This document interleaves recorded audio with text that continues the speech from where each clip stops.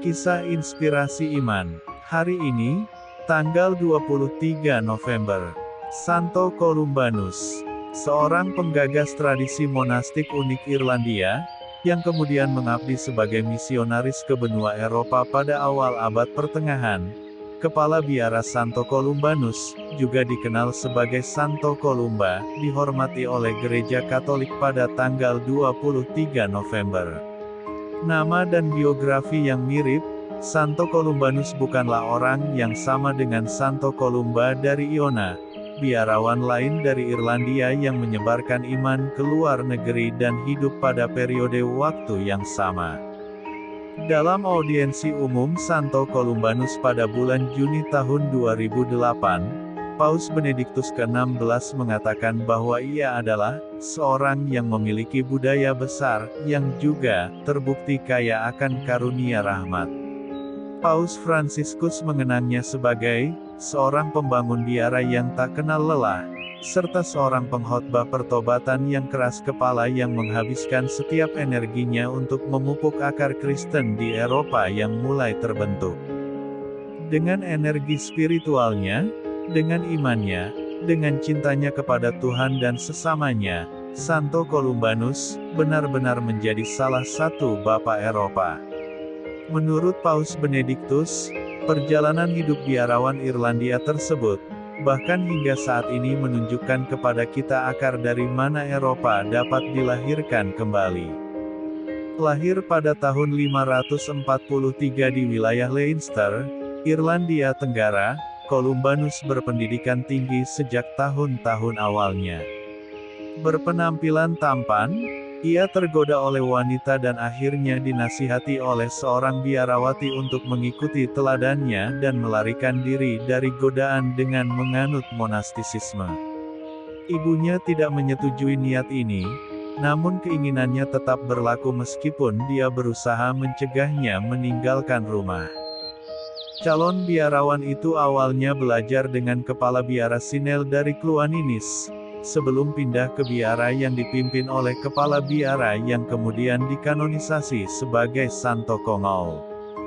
Di bawah arahannya, di biara Bangor di County Down, Columbanus secara resmi menganut panggilan monastik, sebagai salah satu dari semakin banyak biarawan yang tertarik pada kekakuan asketis dan vitalitas intelektual komunitas Bangor. Meskipun Columbanus dikenal sebagai biarawan dan cendekiawan yang berdedikasi, sekitar tahun 583 ia merasa terpanggil untuk melakukan pekerjaan misionaris ke luar negeri. Awalnya ditolak izinnya oleh kepala biara, dia akhirnya diizinkan berangkat dengan sekelompok 12 orang. Dengan mereka dia berlayar ke Inggris sebelum mencapai Prancis sekitar tahun 585. Di sana, mereka menemukan gereja menderita invasi barbar dan korupsi internal. Diterima dengan baik oleh Raja Gontram dari Burgundia, Columbanus dan rekan-rekannya mendirikan sebuah biara di sebuah benteng Romawi yang ditinggalkan.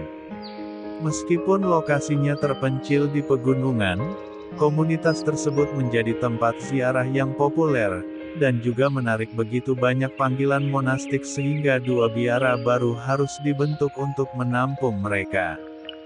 Komunitas biara ini tetap berada di bawah otoritas Columbanus, dan aturan hidup mereka mencerminkan tradisi Irlandia di mana ia dibentuk. Sementara itu, ketika mereka berkembang, kepala biara sendiri mencari kesunyian yang lebih besar, menghabiskan beberapa waktu di pertapaan dan berkomunikasi dengan para biarawan melalui perantara.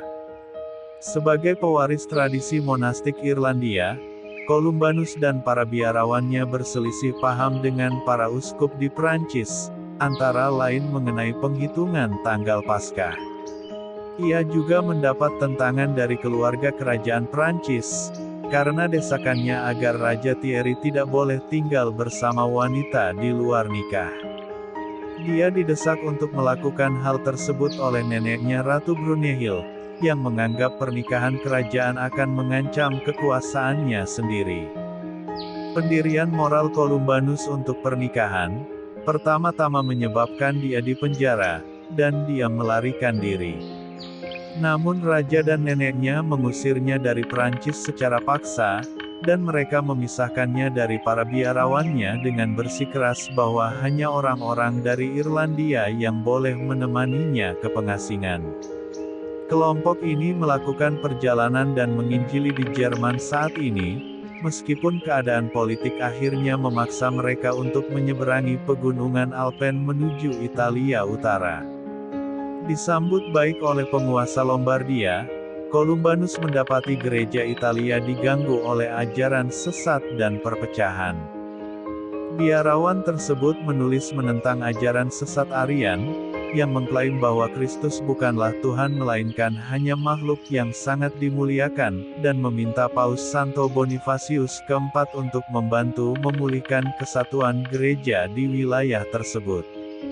Columbanus sendiri terlibat dalam perselisihan teologis dengan Paus Bonifacius, namun ia tetap terikat pada tahta Petrus, dan mengakui otoritas Paus. Setelah menerima hibah tanah dari Raja Lombard, Columbanus mendirikan biara terakhirnya di kota Bobbio pada tahun 614. Meskipun Santo Columbanus meninggal pada tanggal 23 November tahun berikutnya, biara di Bobbio tetap menjadi pusat ortodoksi teologis dan budaya pelestarian selama berabad-abad setelahnya. Santo Columbanus, doakanlah kami. MAP TV Channel.